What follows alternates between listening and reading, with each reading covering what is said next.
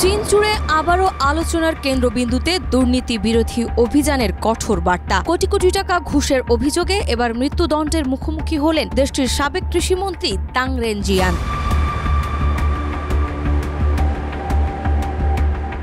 চীনের সাবেক কৃষিমন্ত্রী তাং রেনজিয়ানকে ঘুষের দায়ে মৃত্যুদণ্ড দিয়েছে দেশটির আদালত। 29 সেপ্টেম্বর জিলিন প্রদেশের চ্যাংচুং ইন্টারমিডিয়েট পিপলস কোর্ট এই রায় ঘোষণা করে, যা 2 বছরের জন্য স্থগিত রাখা হয়েছে।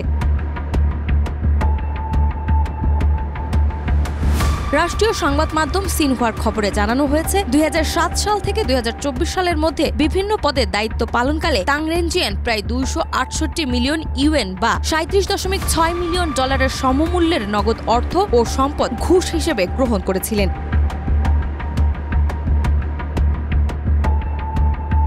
আদালত জানিয়েছে, অপরাধ স্বীকার করায় তার মৃত্যুদণ্ড 2 বছরের জন্য স্থগিত থাকবে। ওয়ালটন এখন দেশের সীমানা পেরিয়ে পৌঁছে গিয়েছে 50টিরও বেশি দেশে।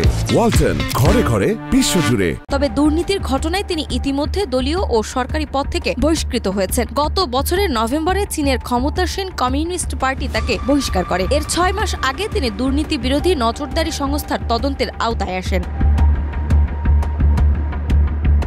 তাং রেনজিয়ান 2017 সাল থেকে 2020 সাল পর্যন্ত পশ্চিমাঞ্চলীয় গানসু প্রদেশের গভর্নর ছিলেন। পরবর্তীতে তিনি কৃষি ও গ্রামীণ কল্যাণ বিষয়ক মন্ত্রীর দায়িত্ব পান। তার বিরুদ্ধে দ্রুত তদন্ত শেষ করে আদালতে মামলা নিষ্পত্তি করা হয়। এর আগে চীনের প্রতিরক্ষা মন্ত্রী লি শ্যাংফু ও সাবেক মন্ত্রী ওয়েভ হেরফেরের বিরুদ্ধেও দুর্নীতির অভিযোগে তদন্ত শুরু হয়।